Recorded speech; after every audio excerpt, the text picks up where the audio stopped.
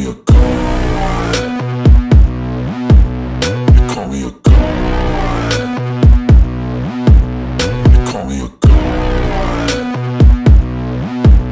You call me a god. Let's go. I'm about to go off like a weapon. Fuel to the top, got a filled up engine. In my thoughts, obsession. I will not stop, no, I'm never second guessing. I got a God complex. Haters love to hate, but I never feel pressed. Got a lot on my 후반부에 plate, but I 보통 never 이제 stress. 그날의 메인 이슈를 방송을 해드리는데 후반부에 보내드리니까 이게 늦게 오시는 분들이 너무 많아요. 이제 대충 이제 패턴을 아는 거지, 제 방송 패턴을. 뒤에 가야 이제 문 까고 족 까고 뭐 다 깐다. 요것만 또 딱 꽃감 빼먹듯이 보러 오시는 분들이 많습니다. 그래서 제가 이제 저도 이제 영악하게 방송을 하기로 했어요. 언제 어디서 이게 두괄식일지 미괄식일지, 네? 어느 시점에서 가장 오늘 방송에 메인 이슈가 나올지를 여러분들이 알 수가 없도록 가도록 하겠습니다. 오늘의 메인 이슈는요, 이재명의 직접 민주주의에 대해서. 어제에 이어서 이게 아주 키워드라고 봐요. 전 세계적인 대의민주주의의 위기 국면. 대한민국뿐만 아니라 지금 우리나라에서도 이제 극우 파시스트들이 파시즘이 창궐을 해서 나라 꼴이 진짜 엉망이 돼가고 있고 민주주의가 위기에 봉착해 있는 이런 상황이다. 지금 윤석열 한 명이 문제가 아니에요. 뭐 어제도 대구에서 수만 명이 쏟아져 나와서 이게 종교와 결합된 파시즘. 이거 아주 뭐 새로운 형태인데 뭐 전 세계에 유례가 없는 특이한 형태죠. 정교 일체 파시즘이 등장을 해가지고 이건 도대체 토론 자체가 불가능한, 설득 자체가 불가능한 광신적인 이런 정치 행위로 표출이 되고 있어요. 이거 대단히 위험합니다.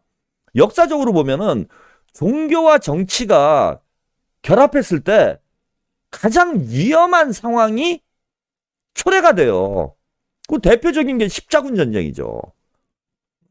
별 이유도 없이 수백 년 동안 전쟁을 하고 결국은 로마 교황청에서 사과를 하지 않았습니까? 최근에 있었던 일이지만 십자군 전쟁에 대해서.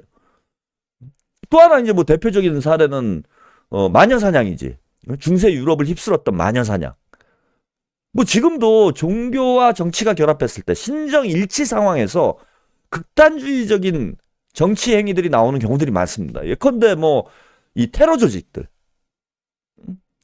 그러니까 이슬람과 정치가 결합돼서 극단주의적 형태가 나타나는, 그리고 정치적 극단주의를 순교로 포장을 하는, 이게 대단히 위험하거든.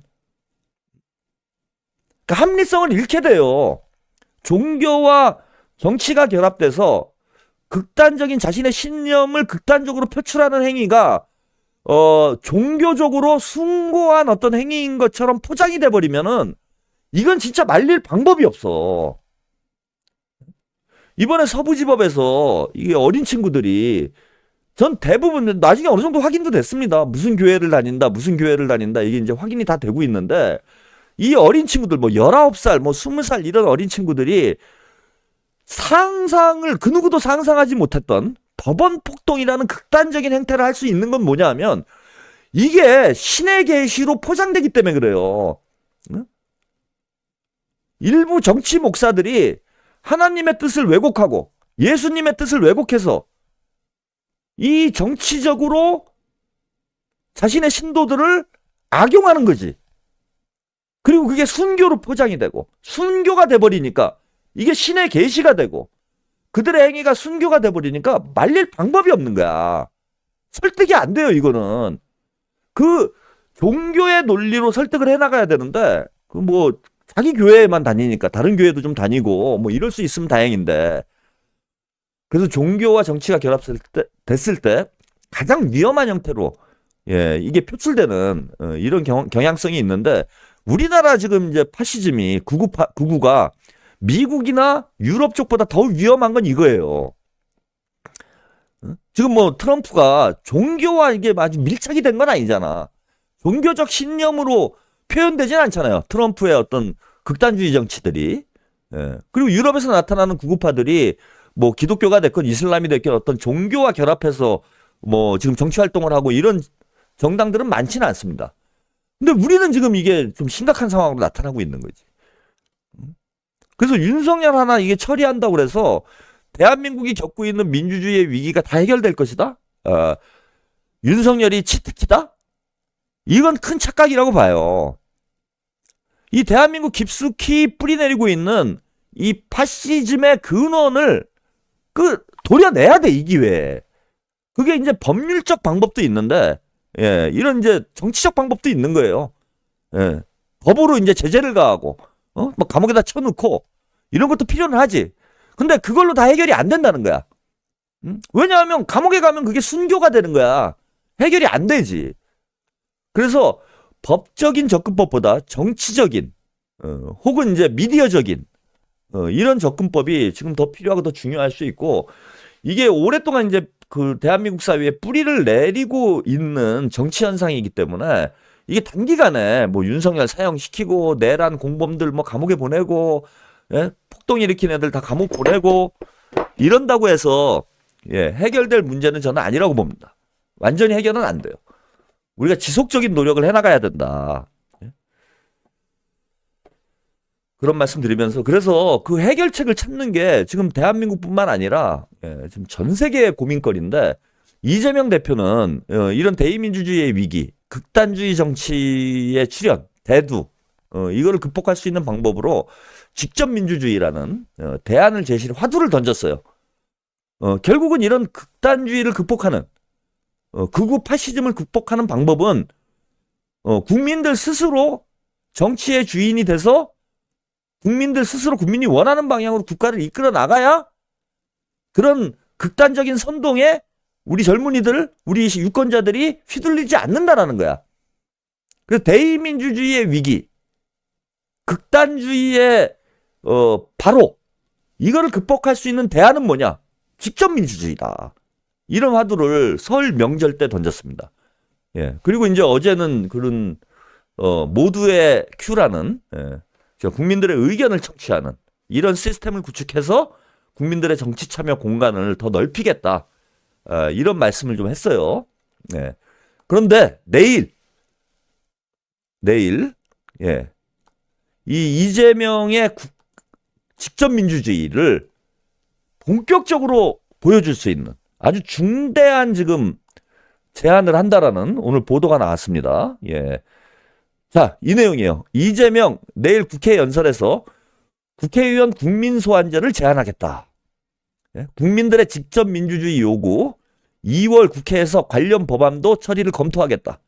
국민주권 앞세워 뭐 이런 얘기가 나옵니다. 자, 이게 내일 이제 그 국회 연설을 하게 돼 있는데 이재명 대표가 국회 본회의 교섭단체 대표 연설을 하기로 돼 있어요. 그래서 여기서 국회의원에 대한 국민소환제 이게 이제 직접 민주주의의 제도적으로 볼 때는 가장 핵심적인 내용이야. 그죠? 아까 이제 말씀드린 대로 대의민주주의가 왜 위기가 발생을 했느냐? 그거는 정치인들이 유권자들을 국회의원들이 선거 때는 굽신거리다가 당선되고 나면은 유권자를 배신하는 배신의 정치가 대의민주주의의 위기를 초래했고 그 대의민주주의의 위기가 극단주의로 국민들, 파시즘으로 국민들이 쏠릴 수 있는 환경을 조성한다라는 내용을 제가 어제 말씀을 드렸는데 자, 그 대의민주주의가 그러니까 배신의 정치를 막는 방법이 뭐냐? 즉 무슨 얘기냐? 아니 유권자들이 민주당 의원이건 국민의힘 의원이건 자 투표를 해. 그거는 야 이러저런 약속 공약을 하니까 이제 투표를 하는 거잖아요. 근데 4년 내내 안 지켜 이걸. 국회에 가면 지들 멋대로 해. 그럼 이걸 막을 방법이 뭐냐? 국회에 가서 국민들 말 안 듣고 국민들 배신하고 예? 국민들의 이익이 아니라 기득권 세력들 그 다음에 정치인들 직업 정치인들의 사사로운 이익을 위해서 정치 행위를 하는 이런 현상을 막을 수 있는 방법이 무엇이냐? 그 핵심적인 내용은 언제든지 그러니까 4년 내내 선거 상황이 지속되면 돼요. 선거 때는 국회의원들이 후보들이 막 국민들 무시하고 지멋대로 하고 이렇게 못하잖아. 왜? 결국은 국민들이 선택을 안 하면 국회의원이 될 수 없으니까. 근데 선거는 또 4년 뒤에 있는 거예요. 그 4년 동안 개판 치다가 선거 때 다가오면 몇 달 앞두고 또 뭐 사기질 하는 거야. 그럼 그걸 막을 방법이 뭐냐? 4년 내내 선거를 하면 돼요. 4년 내내 선거를 하고 있으면 선거를 뭐 한 1, 2주 해가지고 투표하고 끝나는 게 아니라 4년 동안 계속 선거를 하고 있어봐. 그럼 내가 언제 모가지가 날아갈지 모르는데 4년 내내 국민들 눈치 보고 굽신거리고 그렇게 할 거 아니에요. 응? 그렇게 될 거 아닙니까? 그래서 국민 소환제가 제가 말씀드린 건 4년 내내 선거를 하는 거예요. 국민 소환제를 도입하면은 4년 내내 선거를 하는 효과가 있어. 개판 치면 뭐 국회에서 윤리특위에 뭐 회부를 하느니 뭐하니 이런 거 필요 없는 거지. 바로 주민들이 발의해가지고 소환해가지고 소환투표해서 잘라버리면 되는 거 아니야.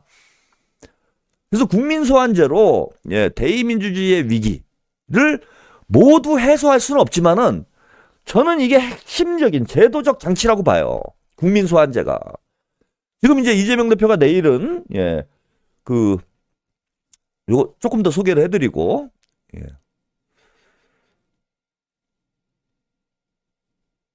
자, 지금 민주당 관계자가 연합뉴스와에서 통화해서 이렇게 얘기를 했다라는 거예요. 내일 연설문을 현재 조율 중이며 그 내용에는 국민소환제 도입이 포함될 가능성이 크다. 광장에 모인 시민들은 직접 민주주의를 요구하고 있다. 직접 민주주의 이게 화두예요. 지금 이재명 정치개혁의 화두는 직접 민주주의다.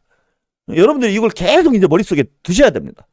아까 모두의 질문 Q라는 플랫폼을 만든 거, 플랫폼을 만든 것도 직접 민주주의를 실현하기 위한 하나의 방법론으로서 제시가 된 거죠.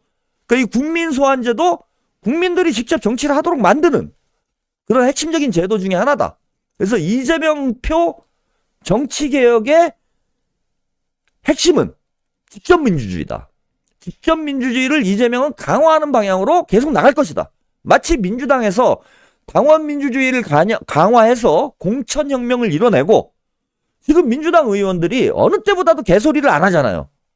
그리고 어느 때보다도 지금 민주당 창당 이래 지금 국회의원들이 이렇게 열심히 일하는 걸 본 적이 없어.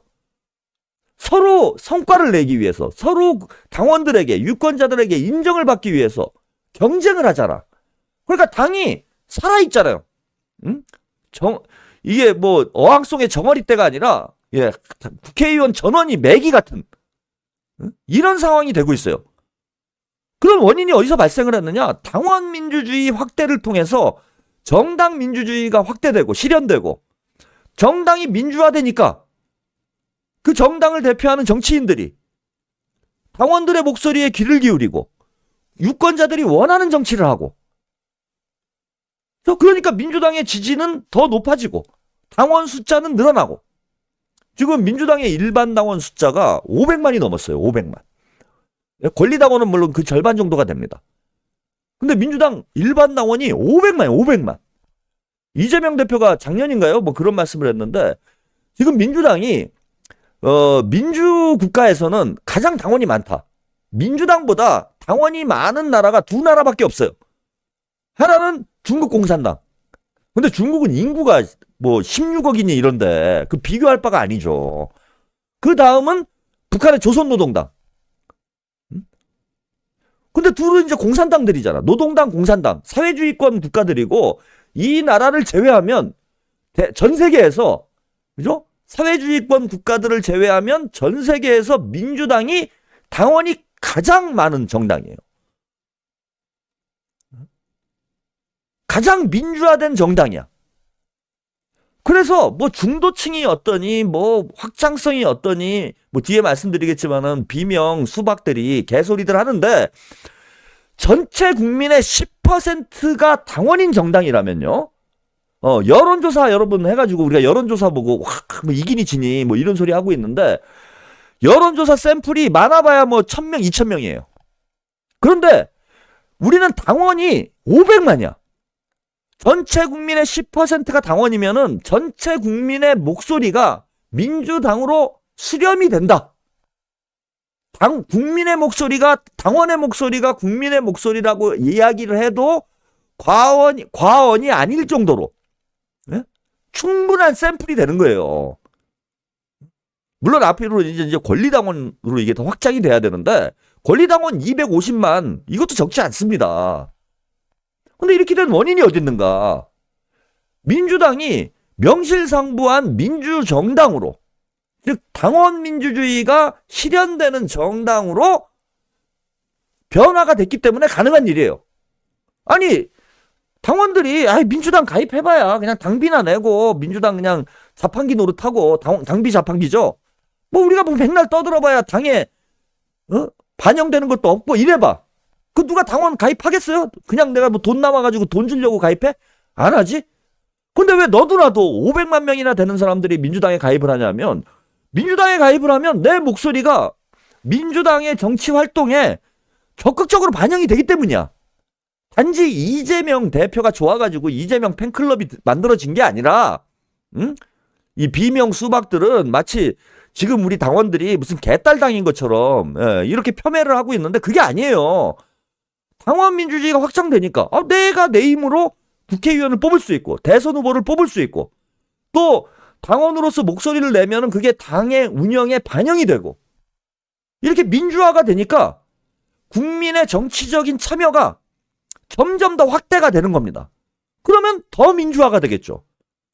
당원이 500만, 이게 600만, 700만 이렇게 되면은 민주당은 이제 누가 뭐 무슨 개파가 대가리에 몇 명이서 좌지우지할 수 있는 정당이 안 된다는 거예요. 개파 정치가 자연스럽게 소멸이 됐다라는 거야. 당원 숫자가 늘어나면서. 그걸 지난번 총선 때 우리가 확인을 한 거죠. 당원 숫자가 너무 급증을 했기 때문에 무슨 조직으로 공천을 못했어요. 경선을 무슨 조직 힘으로 못하는 거야. 온라인 당원이 훨씬 더 많은데 그 지역구 좀 관리한다고 해가지고 이게 답이 나옵니까? 옛날에는 뭐 조직 움직여가지고 뭐 드루킹 같은 애들이 설쳐가지고 공천 받고 막 이런 게 됐지. 여론조사 가지고 장난질 해가지고 공천 받고. 국민의힘은 그게 되죠. 지금 당원이 50만 밖에 안 되니까 명태균 같은 애들이 들어가고 장난질이 되는 거야. 근데 민주당 당원은 이게 500만이나 되니까 100만이 뭐 하여튼 투표하는 사람 100만이 훌쩍 넘잖아요. 이게 어떻게 장난질이 안 돼. 그러니까 자동적으로 개파 정치가 사라지고 정치 브로커가 사라지고 대중의 사랑을 받는 당원들의 사랑을 받는 유능한 인재들이 공천이 되고 그런 유능한 사람들을 공천이 되니 총선에서 이길 가능성이 높아지고 그래서 170석 이상 승리를 했던 거 아닙니까? 괜찮은 사람들로 공천을 해가지고 총선을 내버리니까 막 다 이기고 오잖아. 그리고 유능한 사람들이 국회에 가니까 국회에서 일 잘하고 일 잘하니까 윤석열이 탄핵되고 민주당 지지율 올라가고 이런 선순환의 구조로 바뀌었다라는 거예요. 이게 민주주의의 힘이야. 그러니까 이재명 대표는 당원 민주주의의 확대를 통해서 민주주의의 힘을 본인이 가장 많이 느낀 사람이에요. 이 비명 수박들이 저는 이재명 일극체제다. 뭐 1인 독재다. 이런 개소리를 하고 있는데 지금 이재명 대표도요. 당원들을 감당을 못하는 상황이에요. 저는 만약에 민주당이 지금 일극체제라면은 그거는 당원 일극체제예요. 개딸 일극체제, 당원 일극체제입니다. 이재명 대표조차도 당원의 눈치를 봐야 되는 상황이 벌어졌어. 아니 하물며 유튜버들도 그래요. 제가 하고 싶은 얘기 막 하는 것 같지만 눈치도 저도 살살 봅니다. 시청자들 분위기가 어떤지. 말 한마디 잘못하면 그냥 나락으로 가거든.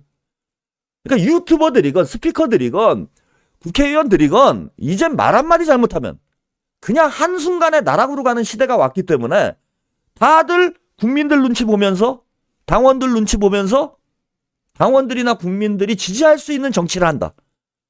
이게 직접 민주주의의 힘이라는 겁니다. 그래서 이재명 대표가 누구보다도 당원 민주주의의 힘을 피부로 느끼신 분이고 그리고 이 민주주의의 힘을 피부로 느끼신 분이기 때문에 결국 대한민국의 경쟁력은 어디서 나오느냐.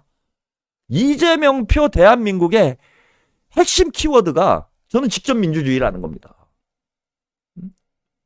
대한민국이 그래도 지금 뭐 윤석열 이게 지금 아니 문재인 정부 때하고 윤석열 정부 때하고 딱 비교를 해보면은 뭐 멀리 갈 것도 없고 확연히 지금 차이가 나요. 문재인 정부 때만 해도 대한민국이 세계를 선도하는 그런 선진적인 국가가 됐잖아. 대한민국 K컬처가 K문화가 전 세계의 주목을 받는 이유가 저는 민주주의의 힘이라고 봐요. 민주주의가 민주주의 실제 컨텐츠들의 소재도 그렇고 예컨대 뭐 오징어 게임이라든지 뭐 여러 세계적으로 주목을 받는 영화나 뭐 기생충이라든지 이런 드라마들 보세요. 영화나 드라마들 보시면은 다 민주주의와 관련된 모티브에서 출발을 해서 컨텐츠가 창작이 됩니다. 서울의 봄. 과거에 또 뭐 있습니까? 뭐 1000만이 넘는 이런 영화들 보면은 대한민국의 현대사를 다룬 내용들이 많은데 그것이 저런 무슨 파시즘으로 가자 이런 게 아니잖아요. 다 민주화 운동의 과정에서 나타났던 여러 가지 역사적 사건들이 대한민국의 문화적 자산으로서 세계의 주목을 받는 근간이 되는 거예요. 그래서 민주주의가 곧 저는 국가 경쟁력이다. 그 민주주의를 확대하면 민주주의가 강한 나라일수록 경제도 강해지고 뭡니까 군사력도 강해지고 다 강해진다라는 거예요. 선진국이 되는 기초는 뭐냐? 민주주의입니다. 민주주의의 끊임없는 확대. 그를 통해서 국민들의 창의성이 끊임없이 발현될 수 있는 국가. 이런 국가가 지속적인 성장을 할 수 있고 선진국가로서 성장해 나갈 수 있는, 발전을 할 수 있는 근간이 된다라는 거예요. 그래서 이재명의 성장 전략의 핵심은 저는 뭐라고 보느냐. 뭐 이재명 대표 어떻게 생각하시는지 모르겠지만 뒤에 성장 얘기도 말씀을 드릴 건데 이재명의 성장 전략은 저는 민주주의라고 보는 겁니다. 그리고 전 세계에 유례가 없는 직접 민주주의를 선도하는 대의민주주의, 우리가 알고 있는 민주주의의 전부다라고 생각했던 대의민주주의의 한계점에서 직접 민주주의의 꽃을 피워서 세계 정치를 선도하는 국가로 대한민국을 발돋움시키고 자, 그 힘으로 정치의 선진화를 통해서 뭐 경제, 문화 모든 면에서 대한민국이 세계를 이끌어가는 그런 강국으로 만들어가겠다. 저는 그런 의도가 있는 것 아닌가라고 제가 해석을 해봤어요. 제가 무슨 수로 이재명 대표의 속을 알겠습니까? 뜻을 알겠어요. 대붕의 뜻을 제가 이 뱁새가 어떻게 봉황의 뜻을 알겠습니까? 그러나 저도 이제 그렇게 생각을 해봤다. 이런 뜻인 거고요. 그래서 이 국민소환제를 도입한다라는 건 이제 직접 민주주의라는 이재명의 새로운 대한민국 청사진 이것을 내일 이제 화두를 던지는 거죠.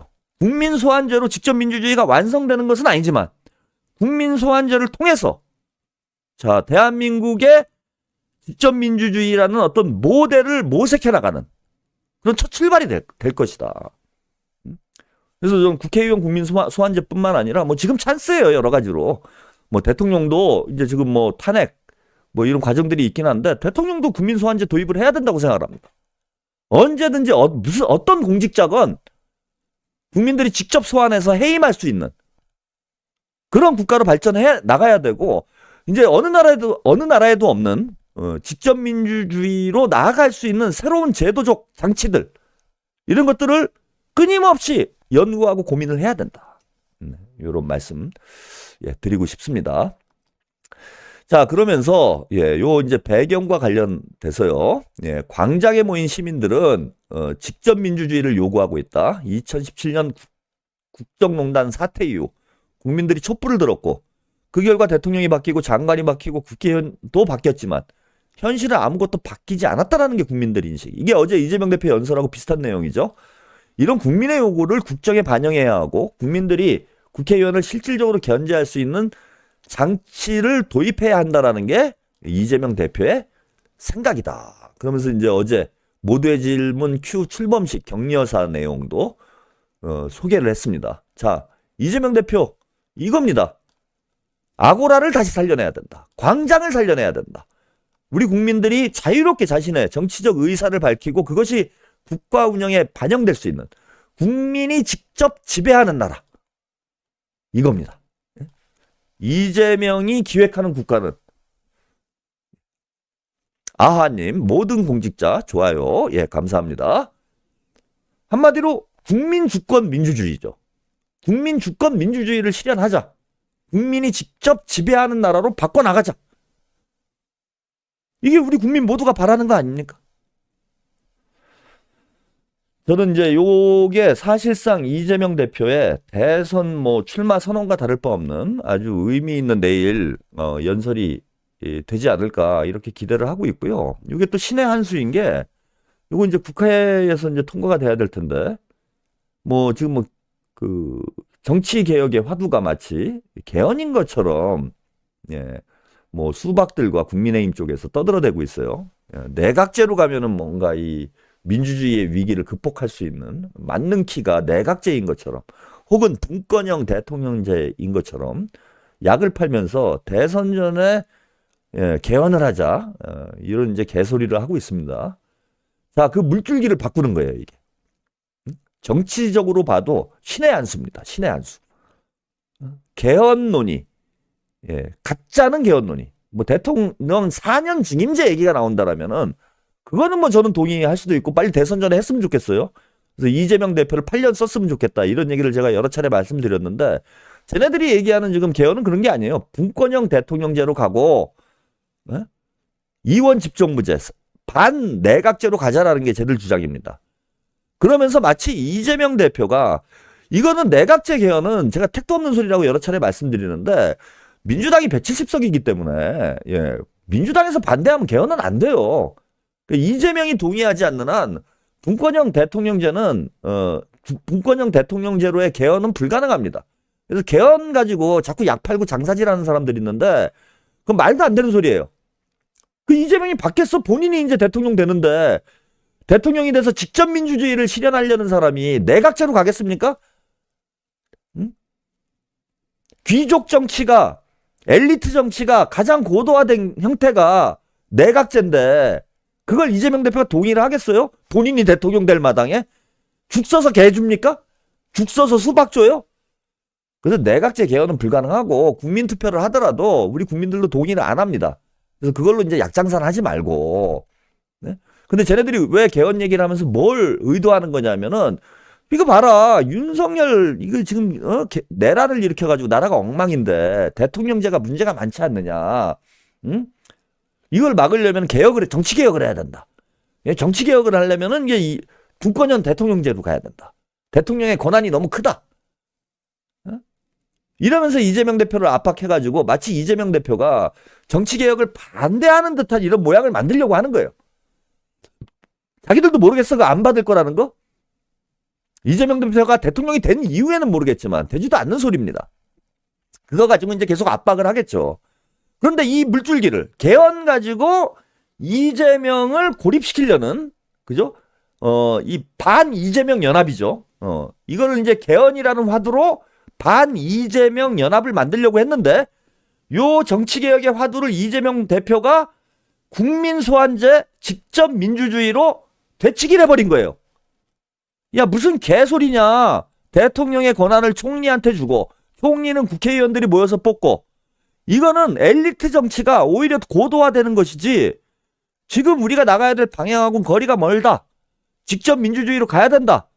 개소리 하지 말아라 하고 국민소환제를 던져버려서 정치개혁 화두를 이재명이 단번에 선점하고 자 이걸 쫙 블랙홀로 만들어서 끌어당기는 거죠. 이제. 자 국민소환제 이거 반대할 수 있습니까? 왜? 국민의힘 입장에서 이거 반대가 돼요?